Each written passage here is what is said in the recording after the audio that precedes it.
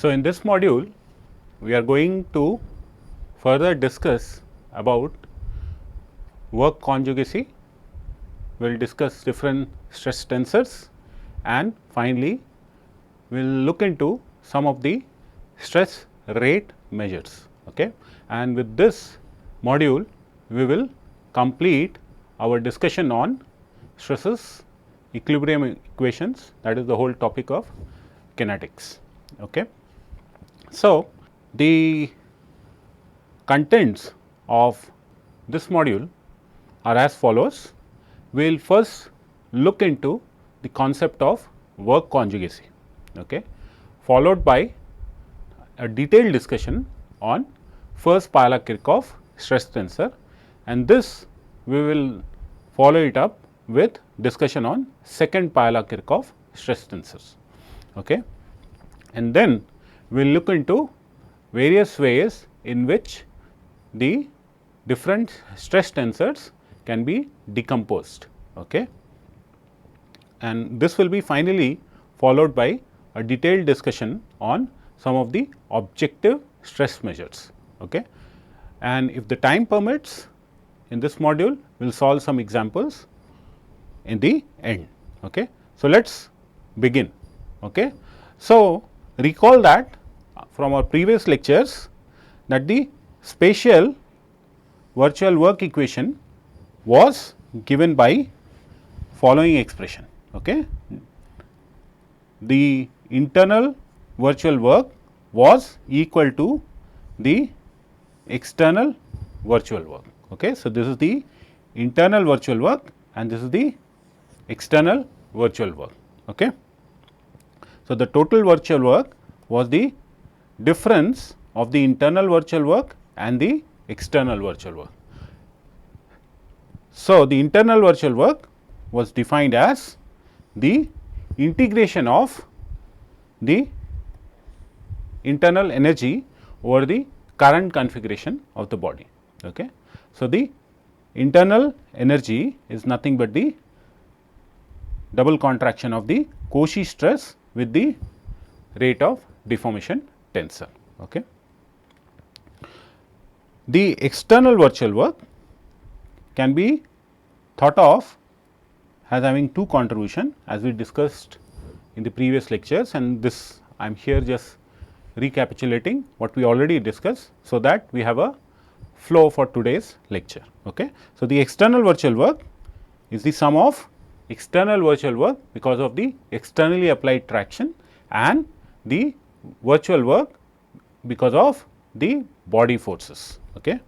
Now, the external traction virtual work is given by the summation over the current surface of the work done by the externally applied tractions on the physical surfaces of the body. Okay. And the external body virtual work expression is nothing but the work done by the body forces over the current volume of the body. Okay. So, now let us now concentrate on the internal virtual work expression, which is given by following expression. Okay. So, this pair of second order tensors, which is the Cauchy stress and the rate of deformation tensor D, they are said to be work conjugate with respect to the current volume B. So, if you notice this expression of internal virtual work, that was nothing but integration over the current volume sigma d dV. Okay.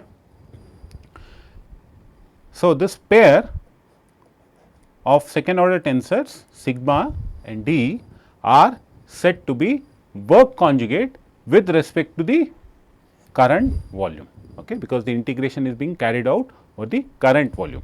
Okay. So, what does work conjugate mean? Work conjugate means that the product of the two tensors, okay, in our case the Cauchy stress tensor sigma and the rate of deformation tensor D, gives us the work per unit current volume. Okay. So, if you have two tensors and the double contraction of the two tensors give you the work per unit current volume of reference volume. It is called, these pair of second order tensors will be called the work conjugate tensors. Okay. From this internal virtual work expression, let us see how we can get some other measures of stresses. Okay. So, this equation 105 okay, is expressed in the reference configuration. Okay. So, now this expression okay, 105 okay, see this is expressed in the current configuration. So, this is the current configuration. Okay. Now, if you express this expression in the reference configuration, then we can get alternative work conjugate pair of stresses and strain rates. Okay. So, now if we just change the domain of integration from the current configuration to the reference configuration, we will get some other measures of work conjugate stresses and strain rates. Okay.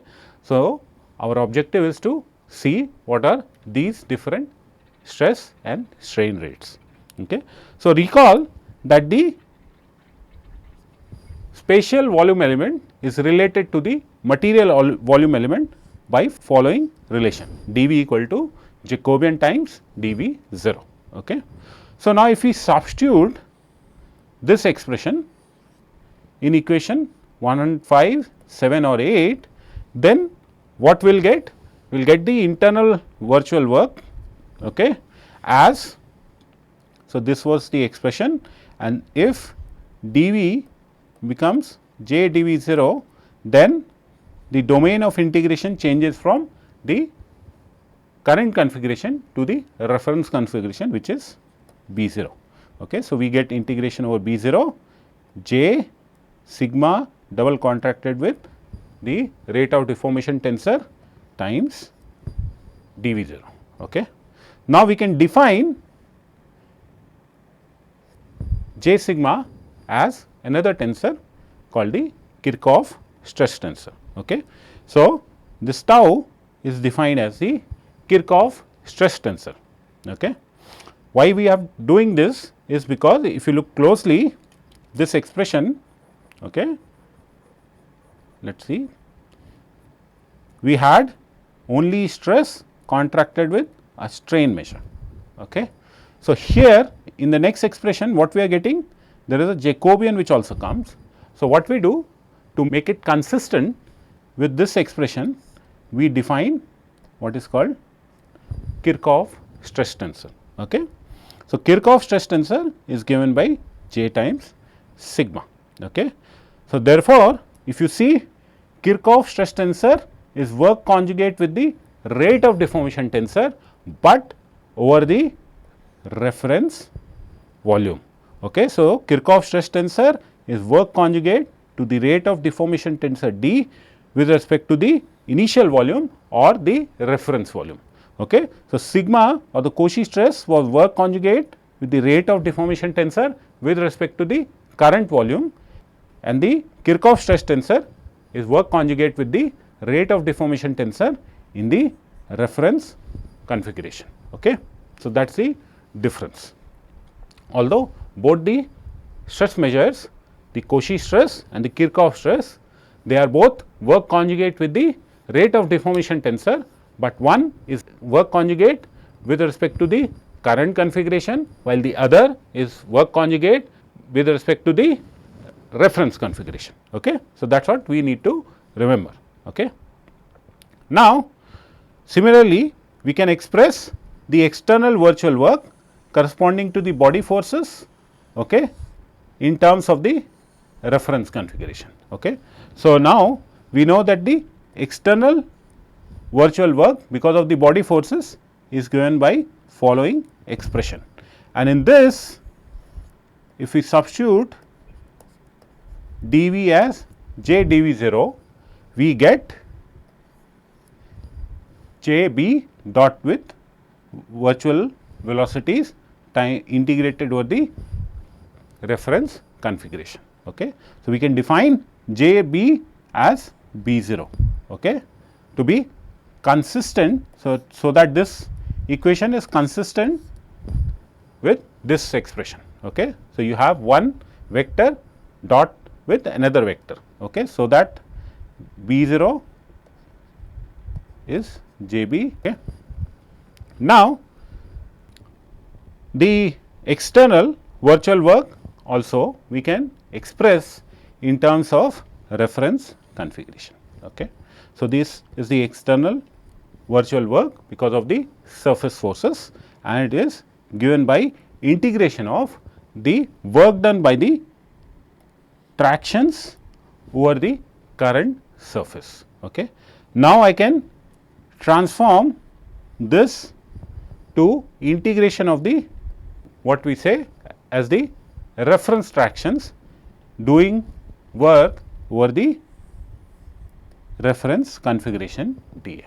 So, how did we get this? This we got by using what is called the this formula that we derive. Remember, from Nelson's formula, dA was J F inverse transpose D capital A, or N dA was J F inverse transpose N dA. Okay. So, if you remember, when we are discussing kinematics, this was one of the examples that we did. Okay. So, this reference traction is nothing but the actual traction times the ratio of the areas. Okay. So, this you can very well show. Okay. Now, so this if you substitute here, if you substitute it here, you will be able to obtain this particular expression. Okay. So, this dA can be obtained by following relation, and this we derived earlier when doing kinematics. Okay. So, we note that the work done per unit current volume is not equal to the work per unit initial volume. Okay. That we will see. Okay. However, from the continuity equation, okay, that we discussed in the previous lectures, the reference density is connected to the current density by this relation. Okay. So, and the Kirchhoff stress is related to the Cauchy stress using following relation. Therefore, Kirchhoff stress, so from here J is rho 0 by rho. Okay. So, that is what we substitute here, and we get Kirchhoff stress in terms of the densities in the reference and the current configuration, and in terms of the Cauchy stress. Okay. So, the ratio of the Kirchhoff stress tensor, okay, and the current density is same as the ratio of the Cauchy stress with respect with the current density. Okay. So, now if you take the double contraction with respect to the virtual variation of the rate of deformation tensor, you will get tau rho 0 double contracted with del d is sigma by rho double contracted with del t. Okay. Now, if you use this in the internal virtual work expression, okay, remember del w, okay, so internal virtual work was B sigma contracted with del d dV. Now, if I divide by rho and I multiply by rho, okay, then rho dV is nothing but the mass. Okay. That is what we have here. Okay. You have the mass. Okay. Similarly, we had shown that the internal virtual work is tau del d into dV 0.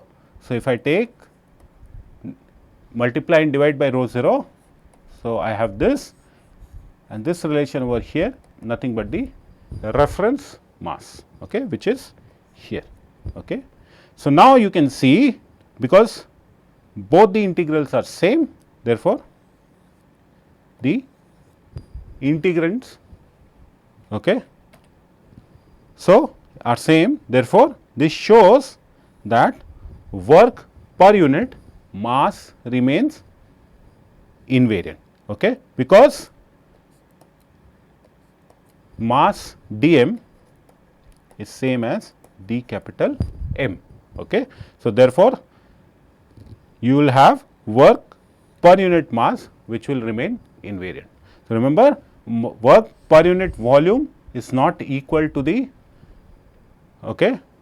work per unit current volume is not equal to the work per unit initial volume. However, work per unit mass will always remain invariant, because mass is neither created nor destroyed. So, this is how we have shown. Now, this relation over here, so 109, if we go back to this equation,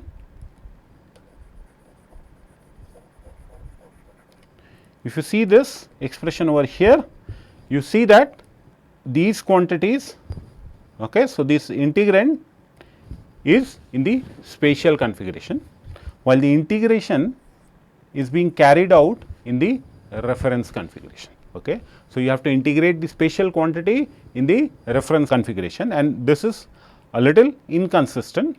So, what we will try to do now is we will try to remove this inconsistency.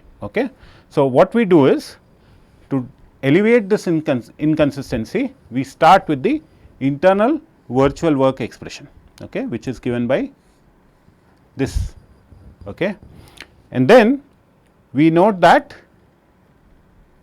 dV is j dV 0. So, this I can substitute here, and then I can get integral over the reference configuration double contraction of Cauchy stress with the rate of deformation tensor times j dV 0. Now, another point to notice, the double contraction of sigma with respect to the variation of the velocity gradient tensor, can be written as sigma double contraction with virtual variation of rate of deformation tensor plus the virtual variation of the spin tensor. Now, remember, D is a symmetric tensor and W is a anti-symmetric tensor, and also we have shown from law of conservation of angular momentum that in the absence of body couples, sigma is also symmetric, which means sigma is equal to sigma transpose. So, we can show that the double contraction of a symmetric tensor with a symmetric tensor is not 0. However, the double contraction of a symmetric tensor sigma with the anti-symmetric tensor del W will be equal to 0. So, del sigma del W will be equal to 0. Therefore, this when you open up this bracket, we get that the double contraction of Cauchy stress with the variation of rate of deformation tensor is same as the double contraction of the Cauchy stress with the velocity variation of the velocity gradient tensor. So, this is same as this, and this is what we substitute here, and this is what we get. So, we now have this particular expression. Now, further we know that the material time derivative of the rate of the deformation gradient tensor, f dot is equal to LF. This we had already derived. From here, I can say that the velocity gradient tensor L is equal to f dot f inverse. So, therefore, del L will be same as del f dot f inverse. See, variation will not be over f, variation will be over f dot, because it is the f dot which is changing with time, it is not f which is changing with time. So, f you know okay, at time t. Now, when you apply a small displacement, f is not going to change, but f dot is going to change. Okay. Therefore, del L is del f dot f inverse, and this is what we have it here. Okay. So, J sigma double contraction with del f dot f inverse, okay, and this integrated over the reference configuration. Okay. Now, we recall the property of double contraction of two tensors A and B. Okay. What it says is that the double contraction of two tensors A and B, okay, is nothing but trace of A into B transpose, and it is also same as trace of A transpose B. We are going to use this property in our integrand. Okay. Now, let us identify. So, if you see, we have double contraction between two tensors. Okay. So, one second order tensor is J sigma, the other second order tensor is del f dot f inverse. Okay. So, now if I take A as J sigma and B as del f dot f inverse, therefore, I can write J sigma contracted with del f dot f inverse as trace of A B transpose, or trace of, this is our A and this is B transpose. Okay. So, I have written trace of A B transpose. Now, trace of A B transpose is same as trace of A transpose B. Okay. So, now I can write this as trace of, I can open up this transpose and I can write J sigma f inverse transpose del f dot transpose. Okay. Now, I can say A now is J sigma f inverse transpose, and if I say B transpose is now del f dot transpose. Therefore, what we have here in the bracket is nothing but trace of A B transpose, and trace of A B transpose is same as, see, this is trace of A B transpose is same as A contraction with B, where A is J sigma f inverse transpose and B is nothing but del f dot. So, using this here, I can write that the internal virtual work when integrated over the reference volume can be written as J sigma f inverse transpose double contracted with del f dot. Okay. Now, I can write this expression, okay, as P. I can denote this J sigma f inverse transpose as another tensor P, and then the internal virtual work becomes P double contracted with del f dot dV 0, okay, where P is given by this particular expression. Okay. So, in equation 119, this tensor P is work conjugate with the rate of deformation gradient tensor. Okay. So, it is P is work conjugate with the rate of deformation gradient tensor with respect to the reference volume. Okay. So, P is what we call as the first Piola-Kirchhoff stress tensor. Sometimes people also write it as first PK stress. Okay. Sometimes people also refer to as PK stress, or explicitly we can call first Piola-Kirchhoff stress tensor. Okay. Now, you can easily verify that P is a unsymmetric 2-point tensor. Okay. So, first of all, if you take a transpose P transpose, it will be J sigma f inverse transpose transpose. Okay. So, if you open this, J is a scalar. So, there is no transpose, f inverse transpose sigma transpose. Okay. And then what you get is J f inverse sigma. Okay. Sigma transpose is same as sigma, and this is not same as first Piola-Kirchhoff stress tensor. So, P transpose is not equal to P, therefore, P is a unsymmetric 2-point tensor. Okay. So, it is a 2-point tensor that therefore, P in terms of its basis will be Pii Ei tensor product Ei. Okay. So, equation number 120 can be written in indicial notation as follows. Okay. Pii equal to j sigma ij f inverse capital I j. Okay.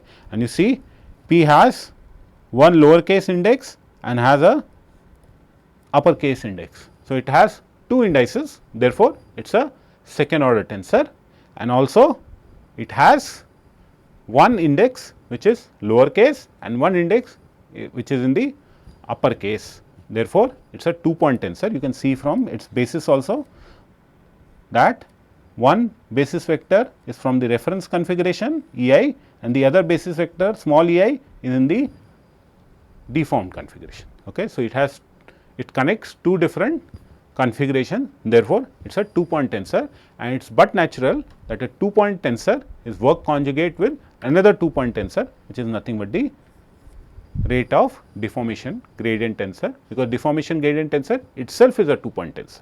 Okay. Now, let us see, now the virtual work expression can be expressed in terms of the first Pawlak-Kirchhoff stress tensor as following expression. Remember, initially we had del B sigma del D dV, and now we have proved that this expression is same as this expression over here. So, therefore, the virtual work expression takes the following form, and then the governing equation that we had over here, okay, the divergence of sigma plus B equal to the residual force for all points inside the current configuration of the body will be changed, okay, to following expression. Okay. It will be changed to the following expression in the reference configuration. Okay. So, this is divergence, which means this is divergence with respect to the spatial coordinates, and this capital div means this is divergence with respect to the reference coordinates. Okay. So, divergence of P plus B0 equal to R, where it is x belongs to, okay. So, it is valid for reference configuration, okay, where divergence of P is del 0 P double contracted with I, and del 0 P is nothing but del P by del x. Okay.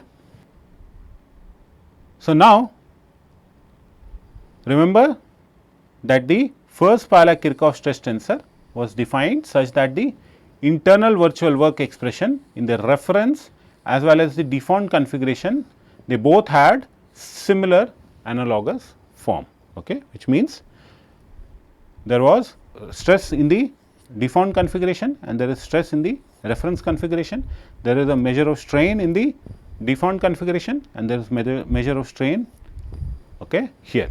So, we defined our first Pawlak-Kirchhoff such that we had a analogous form of internal virtual work expression, okay, in the reference or the deformed configuration. Okay. So, what it means is that the first Pawlak-Kirchhoff is just another mathematical representation of the Cauchy stress tensor, and P has been defined just for our convenience. So, there is nothing physical about P. Okay.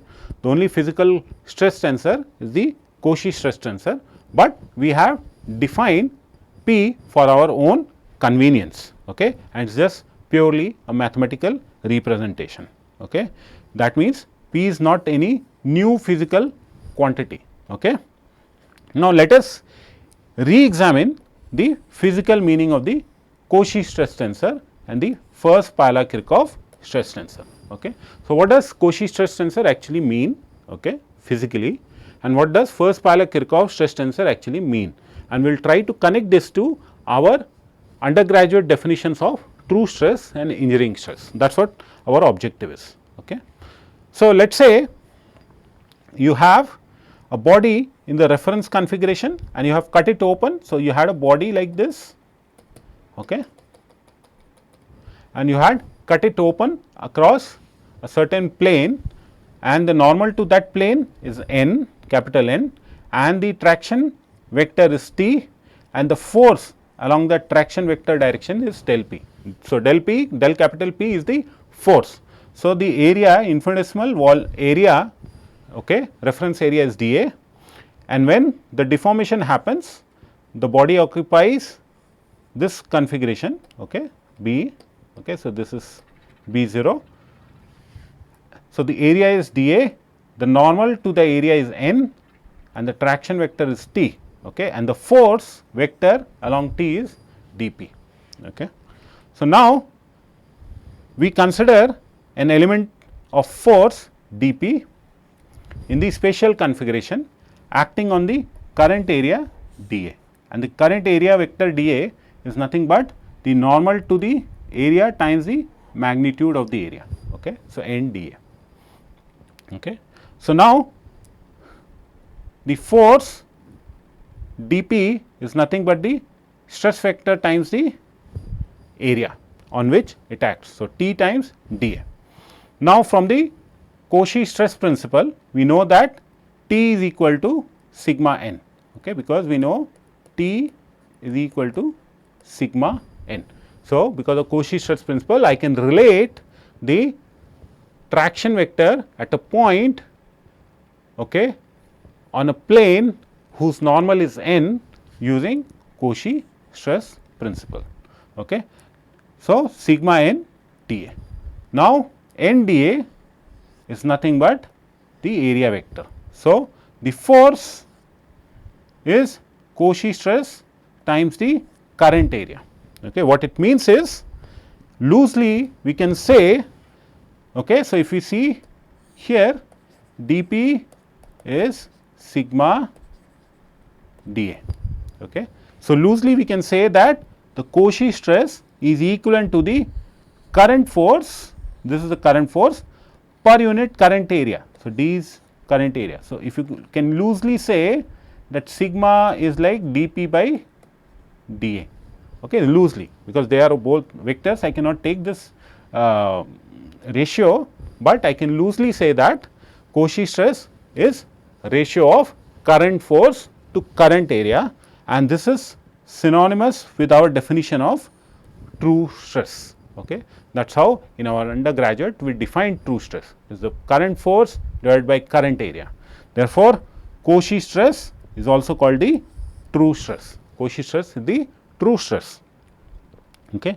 Now, I can use the Nelson's formula, okay, in equation 127. I can write the spatial area element dA in terms of the material area element d capital A by this Nelson's formula. If I substitute this expression in expression number 127, then what I get? I get dP is T dA equal to J sigma F inverse transpose dA. Now, from our previous slide, we know that J sigma F inverse transpose is nothing but the first Piola-Kirchhoff stress tensor P, okay. So, the current force is equal to the first Piola-Kirchhoff stress tensor P times the reference area dA, okay. So, loosely I can say that P indeed is a 2-point tensor. So, now the 2-point tensor, which might not be clear when I said it in the previous slide to you, will now become clear. You can clearly see that P maps the area vector in the reference configuration to the force vector in the deformed configuration. So, that is what a 2-point tensor is. It maps one vector in the one configuration to another vector in the another configuration. So, P, that is the first Piola-Kirchhoff stress tensor, is mapping the reference area element, okay, to the force in the current configuration, okay. So, that shows the 2-point nature of the first Piola-Kirchhoff stress tensor, and this relates the area vector in the initial configuration to the force vector in the current configuration, okay. Therefore, loosely I can say P is nothing but current force divided by reference area or the undeformed area, and which is our usual definition of the engineering stress or the nominal stress. So, P can be interpreted as equivalent to the engineering stress or the nominal stress, that is current force per unit undeformed area. Okay. Now, we know that the area vector in the reference configuration is given by the normal to the area dA times the magnitude of the area dA. Okay. Now, I can write, okay, in expression 128 I can substitute dA as N dA, and then the current force is equal to P n times d capital A. Okay. So, if I divide both sides by dA, then I get dP by dA is equal to P n, and I have defined dP by dA as the nominal traction T. Okay. I can define dP by dA as a nominal traction T, then I can get dP by dA is equal to T equal to P n, and this is nothing but the material form of the Cauchy stress principle. So, this was T equal to sigma n was the spatial form of the Cauchy stress principle, and capital T equal to P n is nothing but the material form of the Cauchy stress principle. Okay. Now, we can get the material form of the balance of angular momentum. Okay. So, we know that the first Pavlov-Kirkorov stress tensor is not symmetric, but from our discussion on the balance of angular momentum, we had shown that the balance of angular momentum in the spatial configuration resulted in the statement that Cauchy stress tensor is symmetric. However, now let us say what happens when we take the balance of angular momentum in the material form. Okay. So, we start by looking into the implication of the balance of linear momentum in the current configuration, and following was the expression, if you remember, that we derived. So, epsilon I j k sigma k j integrated over the current volume is should be equal to 0, or this integrand can be written as the alternator symbol contracted with Cauchy stress tensor. Okay. So, if I just substitute, I have this particular expression. Okay. Now, I know that P is j sigma F inverse transpose. Okay. So, from here sigma F inverse transpose will be 1 by j P. Okay. So, if I multiply both side by F transpose, I will get sigma is 1 by j P F transpose. Now, if I substitute for sigma in this expression, okay, over here, I will get what is written over here. Okay. And now, I can substitute dV as j dV 0. So, this becomes integral over the reference configuration epsilon contracted with P F transpose, okay, dV 0. Okay. So, therefore, in a similar way as we did for the Cauchy stress tensor, I can show, okay, and this I leave it for you as an exercise, that to show that P F transpose will be equal to P F transpose transpose, which means that P F transpose will be symmetric. Okay. So, P F transpose is F P transpose. Okay. So, this is the implication of the balance of angular momentum in the material configuration. Remember, in the spatial configuration, the implication of the balance of linear momentum was that the Cauchy stress tensor came out to be symmetric. However, our first Pavlov-Kirkorov stress tensor is not symmetric, but in the material form of the balance of angular momentum, the derivation that we did just now shows that P f transpose is same as F P transpose. Therefore, P f transpose is symmetric, although P itself is not symmetric. Okay.